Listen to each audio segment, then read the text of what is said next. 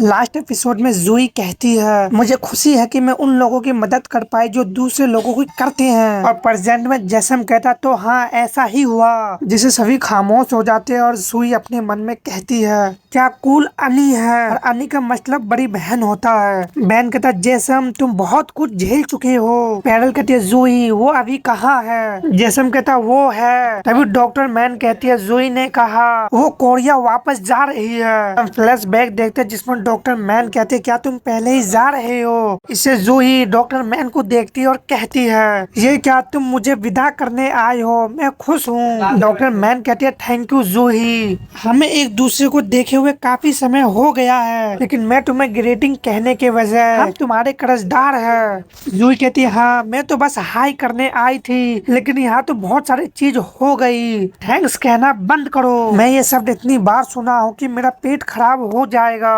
Doctor man कहते क्या तुम उनके बेस पे लौट रहे हो। इससे जूही खामोश होती है। डॉक्टर मैन बताती है जूही अभी यूएस हेडक्वार्टर में डे लूटेक के लैब फर्स्ट टीम की लीडर है। और हाल ही में उसने कोरिया में लंबे समय के लिए जाने की इजाजत मांगी और मिल भी गई। और जूही उससे कहती है ये अब मेरा काम करने की जगह है, लेकिन मुझे ये ज्यादा पसंद नहीं है क्योंकि यहाँ कुछ गड़बड़ लग रही है। और डॉक्टर मैन बता रही होती है वो कहती है कि वो अपने देश लौटना चाहती थी, पर वो जूही है तो जरूर कोई और वजह भी होगी। वो मेरी स्टूडेंट थी, लेकिन मैं आज तक नहीं समझ पाई कि वो सच में क्या सोचती है। इससे पैरल खामोश होती है और बैन अपने मन में कहता है तो वो एक स्टूडेंट थी ISSTF से। जैसम कहता कुछ लोगों के लिए भयानक और जोरदार युद्ध के बीच से, और कुछ के लिए उनकी यादों की गहराई से। जैसे भी हुआ और रिजल्ट जो भी रहे, आप सभी को सेफ लौटने के लिए बहुत बहुत थैंक्स। अब चलो कोरिया बैटल के बारे में एक छोटी सी रिपोर्ट करते हैं जो लगता है खत्म हो गया है, और पैरल की प्रशांत महासागर मुठभेड़ के बारे में भी। साथ ही हम अपने आने वाले योजना और दिशा पर बैठक करेंगे। हम उसी समय कोरिया में देखते जहाँ पे लिम अपने सामान को लेके जा रहा होता है। मास्टर लिम को कई सारे सामानों का लिस्ट देते हुए कहता है फिश मार्केट जाओ इन सभी को लेके आना। लिम कहता क्या मैं मार्केट में खाने का सामान भी खरीद सकता हूँ। मास्टर प्लीज तुम अपने आप पे काबू रखो कैंग, पिछले बार तुमने सारा पैसा खर्च कर दिया था। लिम अपने मन में कह रहा होता मैं फिश मार्केट जाना भूल गया, कितना एनोइंग है। मैं बस इतना कहूंगा कि वापस भागते समय मैंने इसे गिरा दिया। लिम आगे बढ़ रहा होता तभी उसका ध्यान सामने को और जाता है तो वो शहर को देख रहा होता है। बेहमोट के साथ फाइट का याद आने लगता है। इससे लिम दोबारा होडी पहन के आगे बढ़ने लगता है और वो काफी देर तक ऐसे ही चलता रहता है। तभी हम वहाँ पे एक बंदी को देखते हैं जो लिम को ही देख रहा होता है, और हम देखते हैं और कोई ने लिम का क्लासमेट होता है, जिसमें से वो कहता है वो वहाँ नहीं है। क्या चला गया, क्या बकवास है। होंग कहती है चला गया, चलो जल्दी से दौड़ के पकड़ लेते हैं। क्लास प्रेसिडेंट कहती है मुझे एक कीड़े ने काट लिया, अरे ये क्या है। अब ब्लू बेबी कहता चलो अब छिपना बंद करो और हिम्मत से उसका पीछे चलते हैं। मेरा घुटना दर्द हो रहा है और लगातार पीछा करना बहुत थका देने वाला है, जरा मेरे पसीने को तो देखो। वो सभी कहते अरे चुप रहो, मैंने कहा ना वो जा चुके हैं, तुम बस यहीं रुको और थोड़ा आराम करो। तभी ब्लू बेबी ऊपर देखते हुए लिम को देख लेता और कहता सच में। जिससे वो सभी घबराते हुए नीचे को गिरने लगते हैं। तभी सबका नजर लिम पे जाता जिससे वो हैरान होते हैं और वो कहते तुम कैसे जानते हो। वो कहता लिम मुझे माफ कर दो। मैं ब्लू बेबी कहता मैंने उन्हें बताया। और हम फ्लैश बैक देखते हैं जिसमें वो सभी पार्टी कर रहे होते हैं। ब्लू बेबी काफी हैरान से कहता मांग ग्योपो वो कहाँ है। लिम उन्हें बताता हाँ मैं अभी वहीं रह रहा हूँ। और ब्लू बेबी बताता चोंग रेउल वो कमीना पूछता रहा। इससे लिम खामोश होता है। क्लास प्रेसिडेंट अपने मन में कह रही होती है Lim Kang super human white cap अजीब है लेकिन अमेजिंग है। होंग कहती है कैंग स्कूल को दोबारा खुले हुए 4 दिन हो गया है, क्यों नहीं, क्या तुम स्कूल आ रहे हो। ऐसा लगता है जैसे तुम हमेशा के लिए गायब हो गए। लिम इससे कहता होंग, और होंग कहती है ऐसा मत करो, बेशक हम में से कोई भी ये नहीं समझ सकता कि आप कैसे महसूस कर रहे हैं, लेकिन तुम वापस आ सकते हो, हम तुमसे मिलना रहना चाहते हैं। लिम इसे खामोश होता और बिना कुछ बोले ही जाने लगता जिससे वो हैरान होते हैं और सभी एक साथ कहते हैं लिम। और होंग कहती है हे लिंग कुछ भी कहो, कुछ भी प्लीज। तुम ऐसे पीठ क्यों मोड़ रहे हो जैसे भाग रहे हो, तुमने क्या गलत किया, चीजें पहले जैसी हो जाने में क्या गलत है। क्या ये इनह्यूमन के कारण है? तब भी हम एक साथ लड़ सकेंगे। हम भी तुम्हारे जैसे इंसान हैं। हम देखते उन चारों को आंखों में आंसू होता है। लिम कहता है यहाँ बहुत सारे जंगली सुअर, बड़े स्नेक है और बहुत सारे कीड़े भी। इसमें खो जाना भी आसान है। ये खतरनाक है, इसलिए प्लीज मेरा पीछा करना बंद करो और वापस चले जाए। तुम सभी मुझे माफ कर दो। तभी उन लोगों के सामने से बस जाने लगता है, लेकिन जैसे ही बस गुजरता है वहाँ से लिम भी गायब हो जाता है और होंग जैसे ही पलक को झपकाती उसके आंखों से आंसू बहने लगते हैं और कहती है वो चला गया, वो इतनी जल्दी गायब हो गया है। ये कितना दर्दनाक और दुखद है। वो कहता है अभी के लिए चलो वापस चले, चलो हमारे पास ऐसा कोई और चॉइस नहीं है। उन्होंने रिक्वेस्ट किया है कि हम उनका फॉलो ना करें। वो हम में से सबसे ज्यादा परेशान है। हमने कॉन्ग को देखने के बाद बहुत कुछ कर लिया है, अब हमें उसे फिर से देखना चाहते हैं। मुझे उम्मीद है कि वो उसके मन को थोड़ा राहत देने के लिए काफी है। ब्लू बेबी कहता कॉन्ग वो कमीना, मुझे उम्मीद है कि वो मेरे घर फिर से आएगा। वो कहता क्या अभी ये जरूरी है? और क्लास प्रेसिडेंट होंग को शांत करते हुए कहती है बहुत परेशान मत हो। होंग कहती है ठीक है। और ब्लू बेबी कहता है जब कॉन्ग मेरे घर आती है तो मेरी मॉम काफी अच्छा खाना बनाती है। सॉरी ये ब्लू बेबी नहीं ली होता है। वो कहता तू कमीने अब तू बड़ा कब होगा? नेक्स्ट माउंटेन का देखते जहाँ पे लिम अकेला बैठा होता है, तभी वहाँ पे ग्रैंड मास्टर आते हैं और कहते हैं मैं सोच रहा था कि तुम इतनी रात को कहाँ जा रहे हो, नींद नहीं आ रही? लिम मास्टर को देखते हुए कहता नहीं ये सिर्फ मैं कुछ ताजी हवा लेना चाहता था। मास्टर इससे खामोश होते फिर नीचे आते हुए कहते हैं आज शाम को मैंने तुम्हें दूसरों बच्चों से मिलते देखा, वो अच्छे फ्रेंड है, वो तुम्हारे साथ यहाँ तक आए। क्या तुम स्कूल वापस जाना चाहते हो? लिम इससे कुछ बोल नहीं पाता और मास्टर कहते हैं तो फिर तुम जा सकते हो। मैं अच्छी तरह से जानता हूँ कि तुम बहुत सारी चिंताओं से घिरे हुए हो। अगर मैं कहूँ कि मैं सब कुछ समझता हूँ तो ये झूठ होगा, लेकिन अगर तुम्हें ऐसा महसूस हो रहा है कि मुझे दूसरों लोगों के आसपास नहीं होना चाहिए, ये ग्रैंडपा तुम्हें बस ये बताना चाहता है कि ये गलत है। अब से जब तक हम इन ह्यूमन का कंप्लीट सफाया ना कर देते, फाइनली इस दुनिया में ऐसा कोई जगह नहीं होगा जो सेफ्टी की गारंटी दे सके। तो इससे कोई फर्क नहीं पड़ता कि तुम क्या सोचते हो कि खतरा का रीजन तुम हो या तुम छिपते हो। तुम्हारे लिए जरूरी लोग पहले से ही इस तरह की दुनिया में है जो खतरे से घिरी हुई है। हम इस समय इसी दुनिया में है। तुम लोगों के साथ बिल्कुल फ्रीली घूम सकते हो। अगर तुम उन लोगों के लिए लड़ने और उनकी उम्मीद और विश्वास की जिम्मेदारी लेने के लिए तैयार हो तो फिर कोई प्रॉब्लम नहीं है, गर्व से सामने आए। कॉन्ग ये तुम्हारी गलती नहीं है, तुम्हें आजादी से जीने का हक है। अगर कुछ ऐसे लोग हैं जो तुम्हें आरोप लगाते हैं या तुम्हें दोषी देते हैं, तुम कभी अकेले नहीं हो। लिम इससे कहता ग्रैंडपा। हम अगले दिन सुबह का देखते हैं जहाँ पे एक मेंबर कहता मोनग्योन बैंग क्या तुमने कॉन्ग को देखा है? मैं और पेड़ लगाने की प्लान बना रहा हूँ लेकिन मुझे कॉन्ग नहीं मिल रहा। मैं उससे एक एहसान मांगना चाहता हूँ। म्योंग कहता मास्टर आप जाग रहे हैं? कैंग आज सुबह जल्दी बाहर चला गया, वो कह रहा था कि वो स्कूल जा रहा है। इससे मास्टर हंसते हुए कहता कॉन्ग वो बच्चा पिछले कुछ दिनों से बहुत उदास दिख रहा था लेकिन अब वो अपने दोस्तों से मिल गया है, ये अच्छी बात है। ये अजीब है, रोल कॉल का समय हो गया है लेकिन बहुत ही सन्नाटा है। मैं अपने मास्टर को भी नहीं देख पा रहा हूँ, क्या वो खेत पर गए हैं? म्योंग कहता सभी लोग वापस गए हैं क्योंकि आज कोई अटेंडेंस नहीं होगी। मास्टर भी ये कहकर जल्दी चले गए कि उन्हें किसी से मिलना है। इससे मास्टर कहते हैं किसके साथ? म्योंग कहता मुझे नहीं पता, वो बस यही कहते रहे कि ये कितना मुश्किल भरा है क्योंकि वो बाहर जा रहा था। हम ग्रैंड मास्टर को देखते जो एक डोर को खोलते हैं और वहाँ पे काफी सारे रिपोर्टर होता है जो उन्हें फोटोज लेने लगते हैं और कहते हैं ये था प्रेस कॉन्फ्रेंस नाम की किसी चीज के लिए।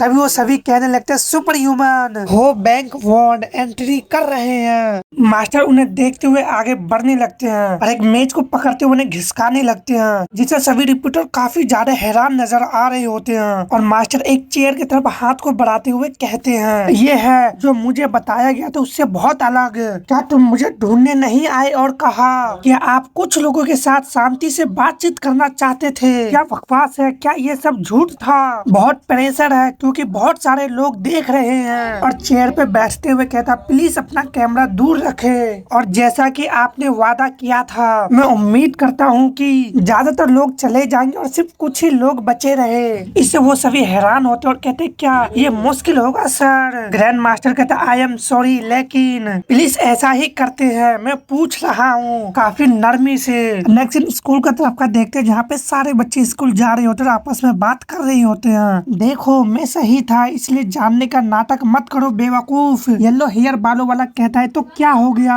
तुम तो बार बार लिमिट क्रॉस करते रहते हो, मैं तुम्हारी आंखें फोड़ दूंगा। उसका दोस्त हंसते हुए कहता कमीना के क्या तुम लड़ना चाहते हो, हमेशा स्ट्रॉन्ग होने और सब कुछ जानने का दिखावा करता रहता है बेवकूफ। येलो हेयर वाला कहता वो सच में। उसका दोस्त कहता सच में, क्या सच में। येलो हेयर वाला कहता वो यहाँ है। तो वो भी प्लेट को देखता है तो काफी हैरान होता और कहता है वो यहाँ है ना, क्लास 3 से Lim Kang super human white cap. और सभी बच्चे हमारे लिम को ही देखने लगते और कहने लगते हैं क्या सच में लिम कैंग। तो कोई कहता लेकिन वो ऐसे क्यों आया, तो कोई कहता उसकी नेक टाई में क्या गड़बड़ है। और एक बंदा मन में कहता मुझे बताना पड़ेगा, इस बार मैं सच में करूंगा। और कहता है लिम कैंग, जिससे लिम उसे देखता है। और ये बंदा उस पल को सोचता है जब लिम जाके इसे बचाता और कहता है मैं सियोन उक हूँ, मुझे नहीं पता कि तुम्हें मैं याद हूँ या नहीं, लेकिन उस समय मेरी जान बचाने के लिए थैंक्स, मैं सच में कह रहा हूँ थैंक्स कैंग।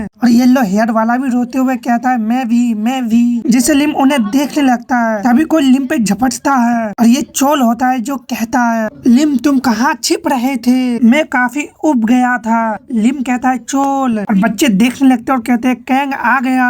ली कहता क्या अगर ये झूठ होगा तो मैं तुम्हें जान से मार डालूंगा। तो कोई कहता वो सही है और वो कहता लिम कैंग। और दूसरी तरफ देखते एक बंदा कहता है मैं किन हान जून जो ये लीड कर रहा हूँ, तो जैसा आपने रिक्वेस्ट किया था हमने कुछ ही लोगों को चुना और बाकी साइडों को कमरे से बाहर कर दिया। यहाँ पे बैठने वाले लोग 3 ब्रॉडकास्ट कंपनी के प्रतिनिधित्व है NT और L। यहाँ सुपर ह्यूमन जांच विभाग के हेड है, साथ ही वेरिएटी पार्टी का नेता Park Bigil, new VT hope party का लीडर चोई चौहाल और ISSTF के commander and chief general Baek Ojin. मुझे मिलाकर टोटल 8 लोग हैं। अब हम इंटरव्यू शुरू करते हैं, अगर कोई और परेशानी है तो प्लीज बताइए सर। मास्टर कहते हैं आप मुझसे कुछ भी पूछ सकते हैं, लेकिन जिन सवालों को जवाब नहीं दे सकता उनका नहीं दूंगा। मैं यहाँ आने के लिए नाश्ता छोड़ के आया हूँ, इसलिए प्लीज जल्दी करे।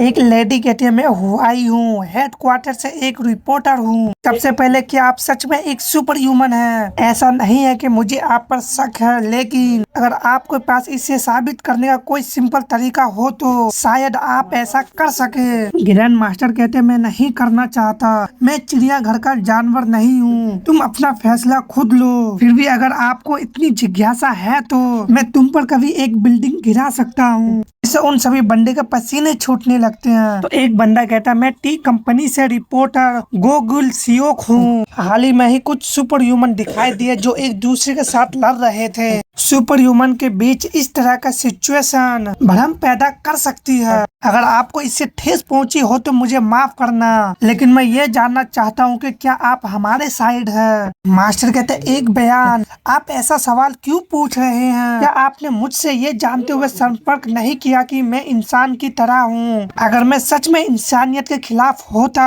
और तुम्हारा दुश्मन होता तो मैं यहाँ के सबके सिर काट देता और 2 सेकंड में चला जाता। एक बंदा कहता मैं एल हेडक्वार्टर का रिपोर्टर सिमलिम हूँ। आपको समझना होगा एक सुपर ह्यूमन होने के नाते आपका समाज पर बहुत बड़ा असर है। ये संवेदनशील सवाल हो सकता है, पर क्या सरकार में किसी के साथ आपका कोई रिश्ता है? अगर नहीं तो बताइए, क्या हाल ही में किसी सेनेटर या किसी एजेंसी ने आपसे सीधे संपर्क करने की कोशिश की है? मास्टर अपने मन में कहते क्या ये किस तरह का सवाल है, और उनसे कहता मैं कुछ कहना चाहता हूँ। मैं एक ऑर्डिनरी ग्रैंडफादर हूँ। मैं सुबो मार्शल आर्ट एकेडमी का हेड हूँ। हाल ही में ही जब इन ह्यूमन ने हमला किया तो मैंने सिर्फ लोगों को बचाने के लिए कदम उठाया। इन रिश्तों और पदों से जुड़े सवालों से जो तुम्हें इतने पसंद है खेलना बंद करो और जरूरी सवाल पूछे। दूसरी तरफ हम मॉस्को का सीन देखते हैं। वो लोग खाना खा रहे होते और बेस्लाव कहता है, किरिलो तुम मुस्कुरा रहे हो लेकिन खा नहीं रहे हो। इससे किरिलो हैरान हो जाता है और कहता, क्या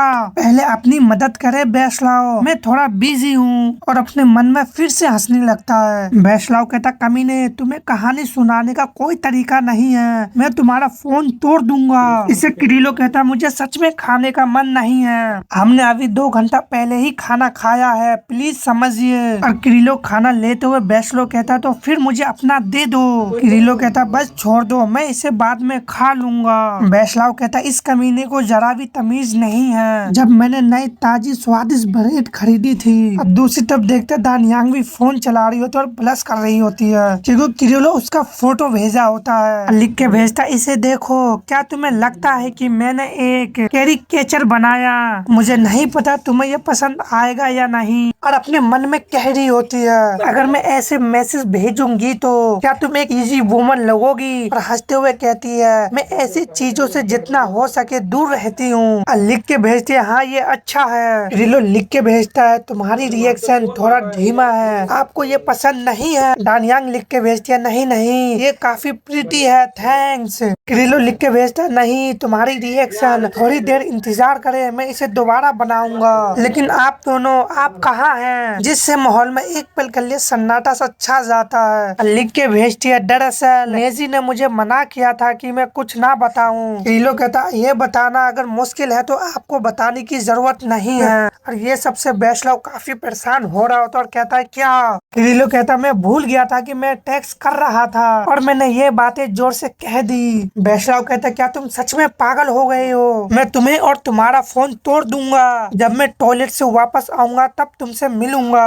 किरिलो कहता, मुझे माफ करना मिस्टर बेस्लाव, वो एक गलती थी, पहले शांत हो जाओ। और दानयांग का मैसेज आता, नहीं मुझे लगता है कि आपको ये बताना ठीक होगा। हम फिर से दानयांग की तरफ का देखते हैं तो वहाँ पे नेजी नहा रहा होता है और हंस रहा होता है। लिख के भेजते, किरिलो इसे सीक्रेट रखे। नेजी कहता है, यहाँ अच्छी बात है। और वो कहती है, हम जापान में हैं। और हम फिर से प्रेस कॉन्फ्रेंस रूम का देखते हैं और एक बंदा कहता, क्या हम आपकी पावर के बारे में कुछ जान सकते हैं, जैसे आप आग लगा सकते हैं? ग्रैंड मास्टर कहता, मैं तुम्हें नहीं बता सकता। तो एक बंदा कहता, क्या आप अपना बॉडी रिसर्च के लिए देना चाहेंगे ताकि ये पता चल सके कि सुपर ह्यूमन की पावर कहाँ से आती है? ग्रैंड मास्टर कहता, मैंने मना कर दिया। एक बंदा कहता, क्या आपको पता है कि कोरिया में और भी सुपर ह्यूमन है, आपके और सुपर ह्यूमन व्हाइट कैप के अलावा? ग्रैंड मास्टर कहते हैं, मुझे नहीं पता। एक बंदा कहता है, क्या ये सच है कि आपके एकेडमी में हर कोई सुपर ह्यूमन है? ग्रैंड मास्टर कहते हैं, बच्चे वो सिर्फ ऑर्डिनरी लोग हैं, वो कोई सुपर ह्यूमन नहीं है। डायरेक्टर पूछता है, गैंगनियोंग में घटी घटना